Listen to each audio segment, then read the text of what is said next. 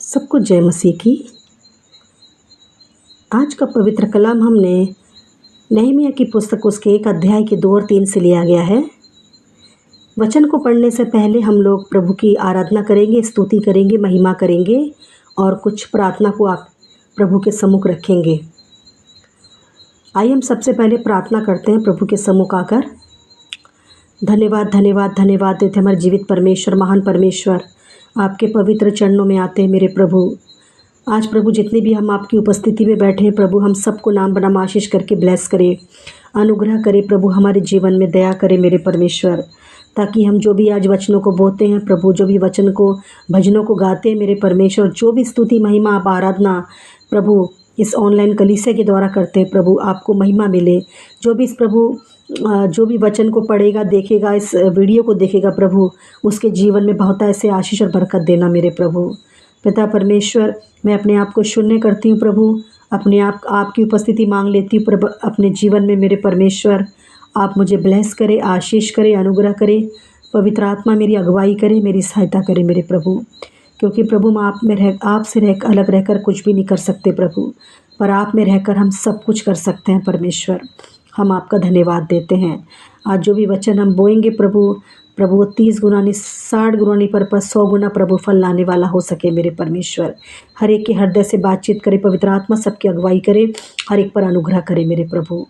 ये विनती हमारे उद्धारकर्ता यीशु मसीह के नाम से मांग लेते हैं प्रभु, सुने और ग्रहण करें।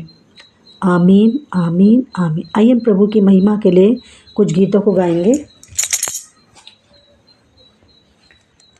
आराधना में है छुटकारा, आराधना में है चंगाई, आराधना में है छुटकारा, आराधना में है चंगाई।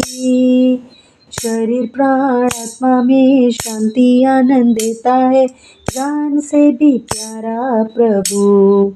हालेलुया। शरीर प्राण आत्मा में शांति आनंद देता है, जान से भी प्यारा प्रभु।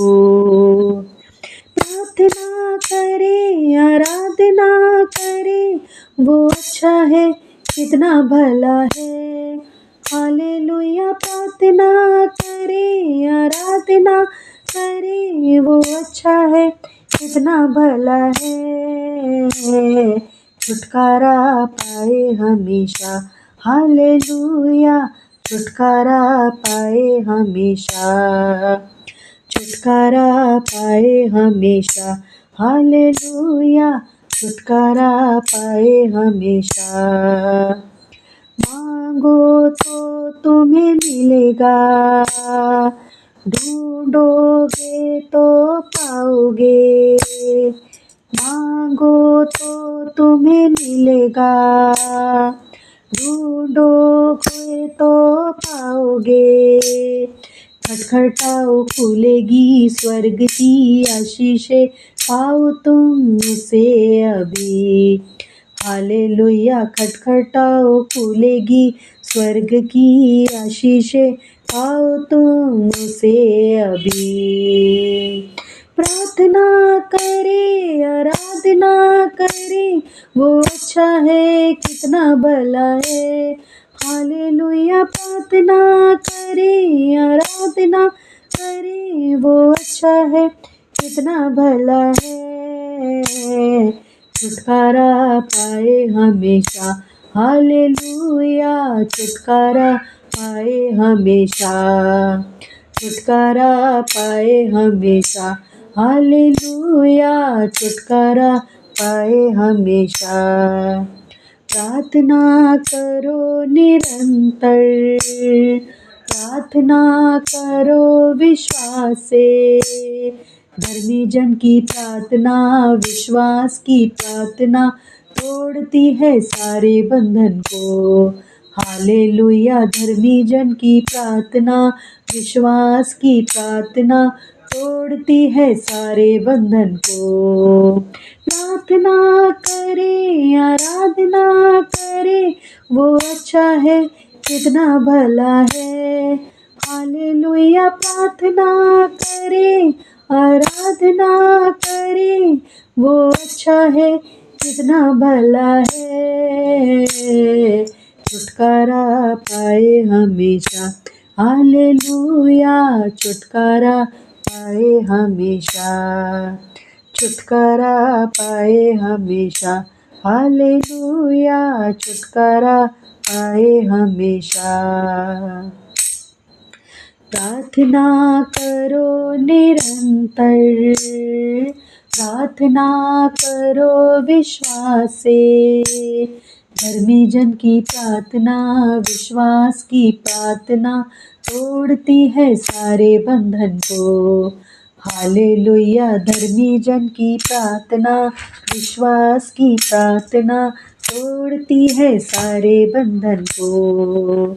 प्रार्थना करें, आराधना करें, वो अच्छा है, कितना भला है, हालेलुया। प्रार्थना करें, आराधना करें, वो अच्छा है, कितना भला है, छुटकारा पाए हमेशा, हालेलुया, छुटकारा पाए हमेशा, हालेलुया, छुटकारा पाए हमेशा, हालेलुया। धन्यवाद हो प्रभु सुंदर से गीत के लिए।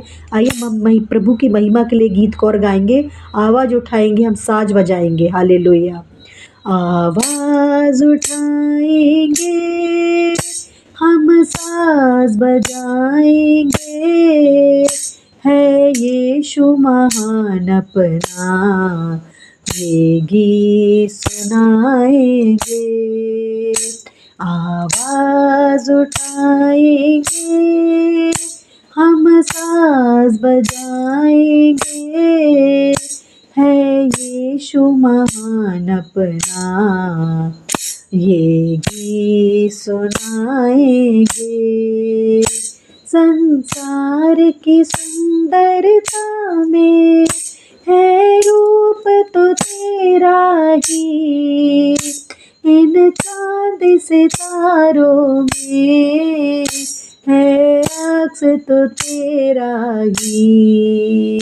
संसार की सुंदरता में है रूप तो तेरा ही, इन चांद सितारों में है अक्स तो तेरा ही। महिमा की तेरी बातें हम सबको बताएंगे, है यीशु महान अपना, ये गीत सुनाएंगे। आवाज़ उठाएंगे, हम साज बजाएंगे, है यीशु महान अपना, ये गीत सुनाएंगे। दिल तेरा खजाना है, एक पाक मोहब्बत का, था पा न सका कोई, सागर है तू उल्फत का। दिल तेरा खजाना है, एक पाक मोहब्बत का, था पा न सका कोई, सागर है तू उल्फत का। हम तेरी मोहब्बत से दिल अपना सजाएंगे, है यीशु महान अपना, ये गीत सुनाएंगे।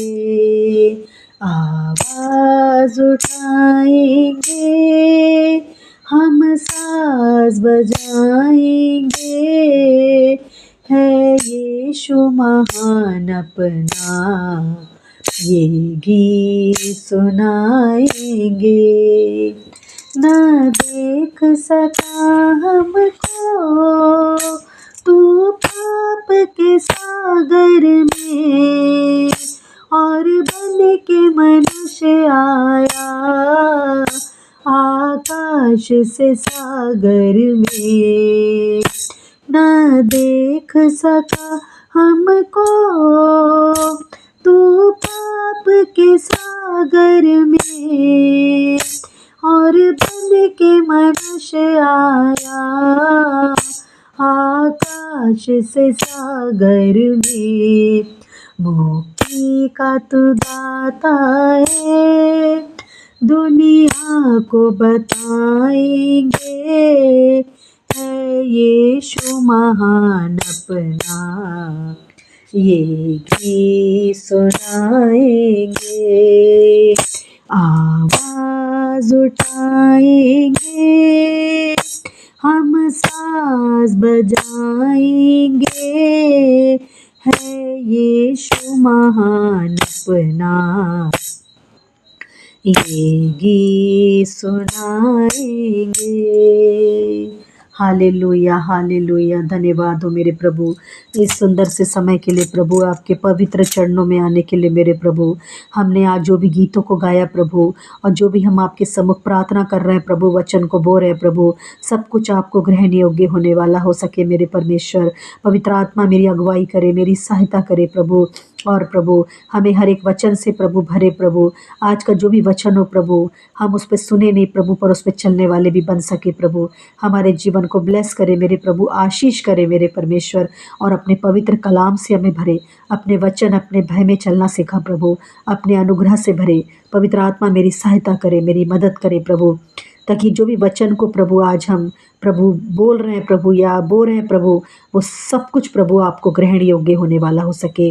उन तमाम लोगों के लिए प्रार्थना करते हैं प्रभु जो इस समय वचन से दूर है प्रभु, जो आपकी उपस्थिति में नहीं चल रहे मेरे परमेश्वर, जो आपसे दूर है प्रभु, वो आपकी ओर आने वाले हो सके मेरे परमेश्वर। पवित्र आत्मा हर एक से बातचीत करे, हर एक की अगुवाई करे, हर एक की सहायता करे प्रभु, ताकि हर एक के जीवन में प्रभु आपका अनुग्रह होने वाला हो सके। हर एक को ब्लेस करे, आशीषित करे मेरे प्रभु। ये विनती हमारे उद्धारकर्ता यीशु मसीह के नाम से मांग लेते हैं पिता परमेश्वर, सुने और ग्रहण करे। आमीन आमीन आमीन। आइए हम प्रभु के वचन में जाएंगे। हम यहाँ देखेंगे नहम्याह की पुस्तक में 1 अध्याय का 2 और 3 वचन को पढ़ेंगे हम। यहाँ इस प्रकार से लिखा है, तब मैंने उनसे उन बचे हुए यहूदियों के विषय में जो बंधुआई से छूट गए थे और यरूशलेम के विषय में पूछा। उन्होंने मुझसे कहा, जो बचे हुए लोग बंधुआई से छूटकर उस प्रांत में रहते हैं, वे बड़ी दुर्दशा में पड़े हैं और उनकी निंदा होती है, क्योंकि यरूशलेम की शहरपनाह टूटी और उसके फाटक जले हुए हैं। प्रभु इस वचन के द्वारा सबको ब्लेस करे, आशीष करे। आमीन। God bless you. देखिए आज हम वचन में जाएंगे प्रभु के, और देखेंगे कि आज प्रभु का वचन हमसे क्या बात करता है मेरे प्रियो। हम यहाँ पे नहम्याह के बारे में आज पढ़ रहे हैं। नहम्याह एक ऐसा अगुवा था कि उसको अपने लोगों की चिंता थी। हमें देखिए, जो हम जितने भी हमारे जीवन में अगुवा होते हैं, हमें ऐसे लोगों की उपस्थिति में, ऐसे लोगों के साथ चलना है जो हमारी वाकई में हमारी चिंता को करते हैं और हमारी सुधि रखते हैं, हर तरह से हमारी देखभाल करते हैं। तो नहम्याह भी एक ऐसा ही अगुवा था परमेश्वर का, जो अपने लोगों के लिए, अपने शहर के लिए, अपने पूर्वजों के लिए चिंतित था। उसके बारे में अब यहाँ वचन को देख रहे हैं आज कि नहम्याह जो था, जो हम देखते हैं इस वचन में हम कि नहम्याह को जिसे फारस के सम्राट ने क्या किया था, यहूदा का राज्यपाल नियुक्त किया था। उसके नेतृत्व में क्या हुआ था, यरूशलेम की शहरपनाह के पुनर्निर्माण का कार्य किया जा रहा था। इसके अतिरिक्त उसके कई सामाजिक व धार्मिक सुधार भी उसने किए थे, जो नहम्याह को परमेश्वर का क्या था, अटूट विश्वास था। जो नहम्याह तो जो था वो परमेश्वर पे एक अटूट विश्वास करने वाला, एक अच्छा अगुवा, एक अच्छा ऐसा परमेश्वर का दास था, जो उसे अपने लोगों की चिंता थी, जो अपने लोगों के विषय में वाकई में चिंतित था। और हम देखते हैं कि यहाँ पे हम जब वचन को हमने पढ़ा है, तो उसके विषय में हम जान सकते हैं कि जब उसने इन लोगों के बारे में सुना, तो वो रोने लगा, फूट फूट के रोने लगा, उपवास करने लगा, है ना। तो हम देखते हैं नहम्याह के जीवन के बारे में कि वो कितना परमेश्वर का कितना एक मतलब लोगों के लिए बोझ के साथ उसने प्रार्थना की, अपने पूर्वजों के लिए, पुरखों के लिए, अपने लोगों के लिए चिंतित होकर उसने प्रार्थना करी कि मेरे लोग जो हैं आने वाले समय में हमारी नाम धराई ना हो। हमारे लोगों के बीच में जब लोग बोलेंगे कि इन्होंने अपने देश के, अपने लोगों के लिए क्या किया, क्योंकि वो राजा के दरबार में रहता था, राजा के महल में रहता था, और उसे वहाँ रहकर भी अपने लोगों की क्या थी, बहुत चिंता थी नहम्याह नबी को। जो नहम्याह नबी था वो अर्थशास्त्र जो राजा था, हाँ, उसका एक पिलाने हारा था, जो मादी फारस के शासनकाल में बाबुल का राजा था। जो पिलाने हारा होता था वो एक नौकर नहीं होता था, एक बड़े भरोसेमंद का अफसर होता था। फुर्सत के समय में क्या करता था, जो पिलाने हारा रहता था रात की उपस्थिति में रहता था, और राजा की उपस्थिति में वो हर तरह के बातों को सुनता था, राजनैतिक हो, चाहे आर्थिक हो, चाहे विशाल प्रकृति की बातें हों, कोई भी तरह की बातें जो होती थी, वो उन सब के विषयों में जो पिलाने हारा होता था वो बहुत भरोसेमंद होता था, जो सब कुछ गुप्त बातों को रखता था। जो हम देखते हैं, जो यूनानी इतिहासकार हेरोडस है, उसके अनुसार जो पिलाने हारा का जो काम था बहुत ही वो सम्मान का था। वह इस बात का भी जिम्मेदार रहता था कि राजा को कोई जहर न दे जाए, न दे, या उसका इसका अर्थ है कि जो नहम्याह था एक विश्वस्त मनुष्य था, है ना, जो राजा के दरबार में राजा ने उसने अपनी उपस्थिति में निरंतर उसको अपने पास में रखता था। नहम्याह एक बड़ा भक्त भी था। हम यहाँ पे जब वचन को पढ़ते हैं तो यहाँ पे जब उसने उपवास प्रार्थना की, रोया है, गिड़गिड़ाया है, इसका मतलब जो नहम्याह के बारे में हम जान सकते हैं कि वो एक बहुत बड़ा भक्त भी था, जिसे यरूशलेम के परमेश्वर के लोगों की दशा के लिए क्या था, बहुत दुख हुआ। जब उसने सुना कि उसकी शहरपनाह टूटी है, फाटक जले हैं, तो उसे क्या हुआ, उन लोगों की दशा को जब उसने सुना तो उसको क्या हुआ, बहुत दुख हुआ कि वहाँ की प्राचीर ढा दिए गए हैं, फाटक जला दिए गए हैं। उनके नगर का जो निर्माण है उसने करने के लिए फिर से परमेश्वर के पास गया, और उसने रोते हुए दिन रात प्रार्थना की परमेश्वर के सम्मुख जाकर।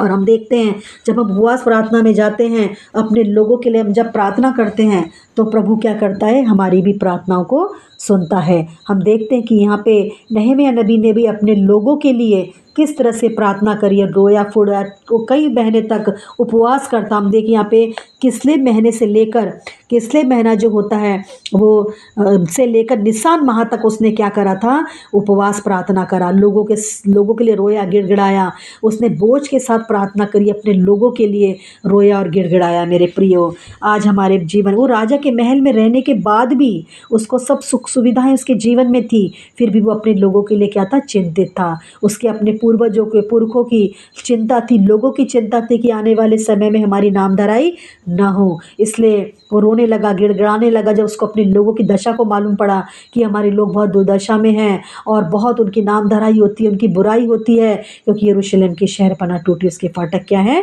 जले हुए हैं। और ये सोचकर, वो देखकर वो रोने लगा, गिड़गिड़ाने लगा, उपवास करने लगा प्रभु के सम्मुख में, है ना। हम ये इसके जीवन के बारे में देख सकते हैं कि कितना उसने परमेश्वर के सम्मुख जाकर कितनी उपवास प्रार्थना की होगी। और जब हम देखते हैं नहम्याह ने लगातार परमेश्वर के सम्मुख राजा की कृपा पाने के लिए प्रार्थना की, और परमेश्वर के सम्मुख नम्र और दीन बना, उपवास प्रार्थना करी, और हम देखते हैं कि प्रभु ने उसकी प्रार्थना को क्या करा, प्रभु ने उस दास की प्रार्थना को सुना।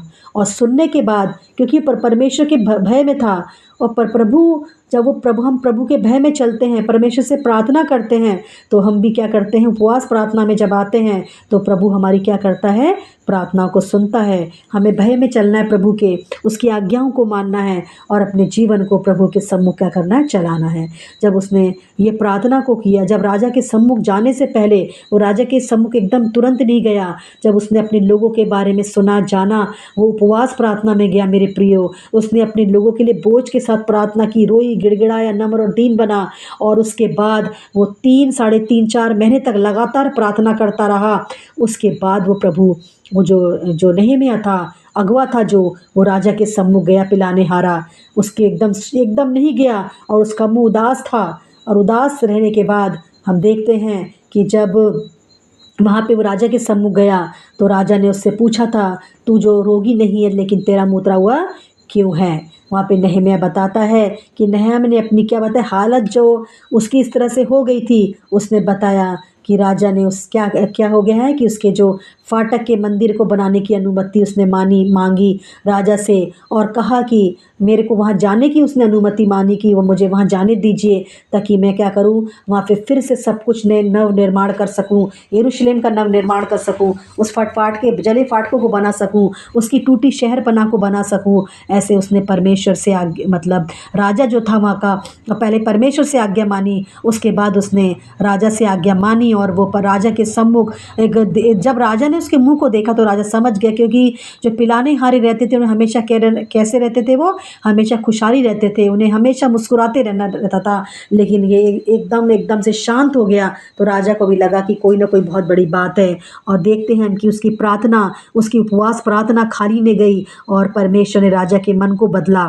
और राजा के मन को बदलने के बाद वो क्या करा, वो राजा ने उसको अनुमति दी और उसे कहा कि तुम जाओ, और जो भी तुम चाहते हो, तुम जैसा भी चाहते हो वैसा ही तुम्हारे जीवन में होने पाए। और अब हम यहाँ पे देखते हैं कि राजा ने उससे बहुत सब कुछ पूछा, कितने दिन की यात्रा होगी, तुम कब लौटोगे, और उसने जो जो चीज़ का उसको ज़रूरत थी, आवश्यकता थी, राजा ने वही उसको सब कुछ प्रदान किया। मेरे प्रियो, सोचिए, एक पिलाने हारा जो राजा के सम्मुख निरंतर उपस्थित रहने वाला एक ऐसा व्यक्ति है, लेकिन राजा ने उसकी भी सुधि ली, क्योंकि वो राजा के सम्मुख निरंतर उसकी सारी दुख मुसीबतों में उसका साथ देता था। और जब उसने प्रभु के सम्मुख अपनी प्रार्थना को किया, एक भक्त व्यक्ति जब प्रार्थना को करता है, रोता है, गिड़गिड़ाता है, नम्र और दीन बनता है प्रभु के सम्मुख, और उपवास प्रार्थना करता है, तो प्रभु भी क्या करता है, उनकी प्रार्थनाओं को सुनता। अपने आप को हमें नम्र और दीन बनाना है, जिस तरह से नहम्याह नबी ने अपने आप को नम्र और दीन बनाया, राजा के सम्मुख अपने आप को और परमेश्वर के सम्मुख अपने आप को उसने नम्र और दीन किया,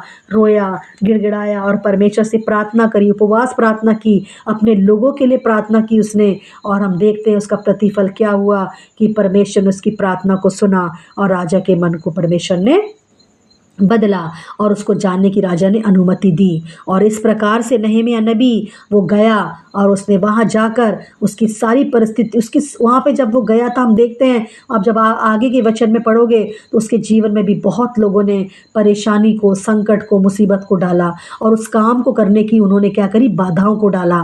लेकिन मैं आपको बताना चाहती हूँ, जो परमेश्वर ने मार्ग खोला है, जो परमेश्वर ने हमारे जीवन में जो भी कार्य दिया है, उसे चाहकर भी कोई बंद नहीं कर सकता था, क्योंकि परमेश्वर का चुना हुआ अगुवा था। और परमेश्वर चाहते थे कि जो शहरपनाह टूटी और फाटक जले हैं, वो नहम्याह नबी के द्वारा बनाए जाएं, ताकि आगे जब लोग अगवे जब पढ़ें, इस वचन को पढ़े, अगवे इस वचन को देखें, तो उनका जीवन भी परिवर्तित हो और एक ऐसा जीवन जीने वाले हो सके। मेरे प्रियो, और हम यहाँ पे देखते हैं कि उसने पूरे कितनी भी मुसीबत आई, कई लोगों ने उसकी काम में बाधाओं को डाला, परेशानियों को डाला, लेकिन नहम्याह नबी पीछे नहीं मुड़ा और निरंतर अपने काम को वो करता रहा।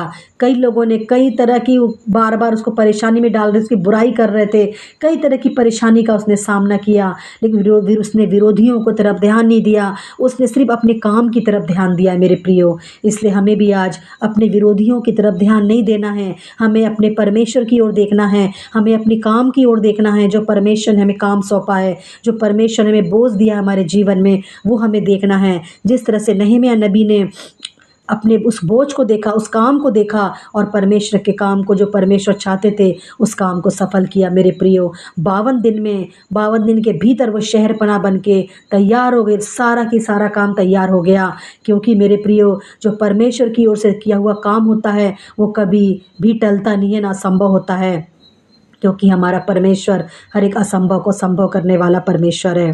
हम यहाँ पे देखते हैं, जब गमलीएल जो था, हम प्रेरितों के काम में पढ़ते हैं, वहाँ पे गमलीएल कई लोगों के बारे में बताता है कि जब प्रेरितों को सताया जा रहा था, यीशु मसीह के चेलों को सताया जा रहा था, तो वो ये कह रहा था, यदि ये काम परमेश्वर की ओर से होगा तो तुम उसे कदाचित मिटाने नहीं पाओगे। यदि इनकी ओर से होगा तो वो मिट जाएगा काम, लेकिन यदि परमेश्वर की ओर से होगा तो काम को तुम कभी भी मिटा नहीं पाओगे, और तुम परमेश्वर से लड़ने वाले ठहरे। और इस तरह से हम देखते हैं कि जो लोग परमेश्वर के मार्ग में चलते, जिसके चुने हुए हैं, जिसको परमेश्वर ने चुना है अपने मार्ग के लिए, अपने कार्य के लिए, वो कितने भी उसके जीवन में बाधाएं आए, परेशानियां आए, लोग पत्थर डालें, उनके जीवन में कांटे को बिछोएं, लेकिन हमारा परमेश्वर उन्हें सफलता देता है एक उचित समय आने पर।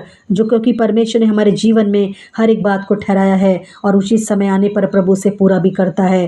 प्रभु कभी भी अपने, क्योंकि प्रभु अपना वादे का पक्का है, वो कोई झूठ बोलने वाला मनुष्य नहीं है। मनुष्य झूठ बोलता है लेकिन परमेश्वर कभी झूठ नहीं बोलता। तो हम यहाँ पे देखते हैं कि किस तरीके से नहम्याह नबी ने अपने काम को पूरा किया। उसने 52 दिनों में उस शहर पनाह को पूरा बना के उसके फाटकों कब्रों को ठीक करा और उसने फिर अपने लोगों को इकट्ठा किया। इकट्ठा करने के बाद उसने उपवास प्रार्थना करी, पाप का अंगीकार किया। जो उन लोगों ने गलती करी थी अपने देश के विरुद्ध में, जो भी वहाँ पे रह के गलती काम करे थे, उन्होंने फिर क्या किया, हृदय से पश्चाताप किया और वो निरंतर पाप का अंगीकार करके सब लोगों ने पुस्तकों को पढ़ा, व्यवस्था की पुस्तक को पढ़ा और जो जो उन्हें परमेश्वर के विरुद्ध पाप किए थे उनका अंगीकार करके परमेश्वर से माफ़ी मांगी। क्योंकि जब कभी हम परमेश्वर की आज्ञा का उल्लंघन करते हैं तो परमेश्वर क्या करते थे, हम देखते हैं यहाँ पे कि कभी जब भी इजरायलियों ने कोई गलती करी या कोई गलत काम किया तो परमेश्वर ने उनको कभी क्या करते, दुश्मनों के हाथ में परमेश्वर उन्हें कर देते थे। और जब भी वो नम्र और दीन बनते थे, अपने पापों का अंगीकार करते थे और गलतियों की पापी की क्षमा मांगते थे और परमेश्वर को की दुहाई देते थे, गिड़गिड़ाते थे, तब परमेश्वर उन्हें क्षमा करके एक न एक नबी को वहाँ पे भेज देते ताकि उनकी सहायता हो सके और उन लोग जंजाल से बचाए जाएं, दुख मुसीबत से बचाए जाएं। मेरे प्रियो, यहाँ पर भी ऐसा ही है। यहाँ पे परमेश्वर ने नहम्याह नबी को चुना और एक अच्छा अगुवा के रूप में उसने अपने कार्य को किया। एक शहर पनाह को पुनर्निर्माण किया उसने, है ना, व्यवस्था को पढ़ा और वाचा का नवीनीकरण किया वहाँ पे उसने और सभी लोगों को इकट्ठा करके पापों का अंगीकार किया। क्योंकि जब हम कोई भी गलत काम करते हैं तो परमेश्वर का कोप हम पर पड़ता है। देखो, हमारा परमेश्वर दयालु है, वो प्रेमी परमेश्वर है, लेकिन वो हमें ताड़ना भी देता है, ताड़ना भी देता है। मेरे प्रिय, अच्छे काम के लिए वो सब कुछ अच्छा है, लेकिन वो एक भस्म करने वाली आग भी है। क्योंकि जब हम कोई गलती को करते हैं, पाप को करते हैं, तो उसका हमें लेखा भी देना पड़ता है। तो हमें क्या क्या होता है, हमारे जीवन में दुख मुसीबतें, परेशानियां, दुख, बीमारियां, तकलीफ़ें हमारे जीवन में आ जाती हैं। लेकिन जब हम परमेश्वर की उपस्थिति में चलते हैं, परमेश्वर के कार्य को करते हैं, परमेश्वर की मतलब ईमानदारी से परमेश्वर के साथ चलते हैं, तो परमेश्वर हमें शिरोमणि बनाने वाला परमेश्वर है। वो ऐसा परमेश्वर है कि हम जब उसे पुकारेंगे तो कहेगा मैं यहाँ पर हूँ। हम उसकी दुहाई देंगे, वो हमारी दुहाई को सुनेगा। हम जो उसके सम्मुख प्रार्थना करेंगे, वो हमारी प्रार्थना को सुनने वाला परमेश्वर है। तो हम देखते हैं यहाँ पे किस तरीके से नहम्याह नबी ने सारे कार्य को किया, सारी चीज़ों को उसने पूरा किया और एक क्या करा उसने, पर हर एक काम को पूरा करके, हर एक चीज़ को पूरा करके उसने जो भी वहाँ पे गलती थी, जो उसका सुधार किया, नव निर्माण किया और सब कुछ कार्य पूरा करके वो सब कुछ काम करके उसने विश्राम को पाया। मेरे प्रियो, हम यहाँ पे देखते हैं आज परमेश्वर ने हमें भी बोझ दिया हमारे जीवन में। यदि प्रभु हमसे कोई काम लेना चाहता है, अगुवा बनाना चाहता है, तो हमें प्रभु के सम्मुख आना है, उसके कार्य को करना है। हमें परमेश्वर के साथ साथ चलना है, उसकी इच्छा को जानना है कि परमेश्वर की इच्छा हमारे जीवन में क्या है, वो क्या हमसे चाहता है परमेश्वर, उसकी क्या अगुवाई है हमारे जीवन में। क्या वो हमसे कुछ लेना चाहता है, कोई काम लेना चाहता है, तो हमें अपने परमेश्वर के सम्मुख निरंतर चलना है और उसकी आज्ञाओं को मान के, उसकी विधियों को मान के हमें प्रभु से क्या नम्र और दीन बनाना है अपने आप को। हम इस समय ये प्रभु के वचन के द्वारा प्रभु सबको ब्लेस करे, आशीष करे, क्योंकि प्रभु ने जो भी कार्य नहम्याह नबी ने अपने हाथ में लिया था, और हम धन्यवाद दे प्रभु की, प्रभु ने उस कार्य को पूरा किया और उसको एक सफलता दी, है ना। हम भी एक अच्छे अगुवा बन के अपने जीवन को सफल बना सकते हैं प्रभु के कार्य के लिए। आमीन। हम आज थोड़े नेपाल के लिए प्रार्थना करेंगे और असम में जो बाढ़ आई थी उन लोगों के लिए प्रार्थना करेंगे। मेरे जीवित महान परमेश्वर, हम आपके सम्मुख आते प्रभु। नेपाल में जो समय बाढ़ आई है प्रभु, त्रासदी आई है प्रभु, हम उन सभी लोगों को प्रभु आपके पवित्र चरणों में लाते हैं प्रभु। इस समय वो शहर, वो जगह बहुत कठिनाई से गुजर रहा है प्रभु, काफ़ी तकलीफ से गुजर रहा है प्रभु। आप उनकी सुधि ले, आप उनकी मदद करें, उनकी सहायता करें प्रभु। जो भी चीज़ की उनके जीवन में कमी घटी उसे पूरा करें। इस समय बचाव रेस्क्यू काम होने के लिए प्रार्थना करते हैं प्रभु, ताकि लोग बचाए जाए, छुड़ाए जाए प्रभु। जितने भी इस समय मुसीबतों का सामना कर रहे हैं नेपाल शहर में पिता परमेश्वर, हम उस जगह के लिए प्रार्थना करते हैं प्रभु। आपके लहू में ढांपते उस जगह को, लोगों की मदद करें, सहायता करें प्रभु। और इस समय जो भी लोग मुसीबत संकट में है प्रभु, आप उनकी सहायता करें। जो भी कमी घटी है प्रभु, वहाँ पर भोजन वस्तु की या किसी भी चीज़ की प्रभु कमी घटी है, या कोई भी तरह का कोई भी तरह का प्रभु कमी है पिता परमेश्वर, आप उसे पूरा करें। क्योंकि हम जानते हैं परमेश्वर, आपसे कुछ भी काम असंभव नहीं है। आप असंभव को संभव करने वाले परमेश्वर है। हम नेपाल को प्रभु आपके लहू में ढांपते हैं, वहाँ के लोगों को आपके लहू में ढांपते प्रभु। और जो भी त्रासदी जगह जगह आ रही है प्रभु, प्राकृतिक आपदाएं हो रही है प्रभु, उन सभी जगहों पे प्रभु आपके नियंत्रण को मांग लेते हैं प्रभु। सबको क्षमा करें, माफ़ करें। इस पृथ्वी के लोगों के द्वारा यदि कोई भी जाने अनजाने में गुनाह पाप हो रहा है प्रभु, क्षमा करें। सभी लोग अपने आप को नम्र और दीन करें। यदि कोई भी पाप गुनाह कोई मनुष्य कर रहा है अपने जीवन काल के द्वारा प्रभु, तो उन्हें सही समझ दे, सही बुद्धि ज्ञान का आत्मा दे, ताकि अपने जीवन को बदल सके और पाप गुनाहों से दूर हो सके प्रभु, और अपने जीवन को बदल के सच्चे परमेश्वर की राह में चलने वाला हो सके मेरे परमेश्वर। पिता परमेश्वर, नेपाल को फिर एक बार आपके लहू में ढांपते प्रभु, वहाँ की सारी परिस्थितियों को ठीक करे प्रभु, और जो भी वहाँ पे प्राकृतिक आपदा समय आई है, बाढ़ का प्रकोप हुआ है प्रभु, वहाँ के लोगों की रक्षा करे, हिफाजत करे, अपने लहू में ढांपे मेरे परमेश्वर, और हर एक की मदद और सहायता करे। रेस्क्यू काम अच्छे से हो प्रभु, वहाँ की जो भी कमी घटी लोगों के जीवन में हो रही है, इस समय काफ़ी जान मान हानि की प्रभु हुई है प्रभु, इस समय वहाँ की हर एक कमी घटी को प्रभु आप अपने स्वर्गीय भंडार से पूरा करें, हर एक की ज़रूरत आवश्यकताओं को पूरा करें मेरे परमेश्वर, और वहाँ के लोगों को ब्लेस करके आशीष करें मेरे परमेश्वर। ये विनती हमारे उद्धारकर्ता यीशु मसीह के नाम से मांग लेते हैं प्रभु, सुने और ग्रहण करें। आमीन, आमीन, आमीन। सबको जय मसीह की। God bless you all. Shalom.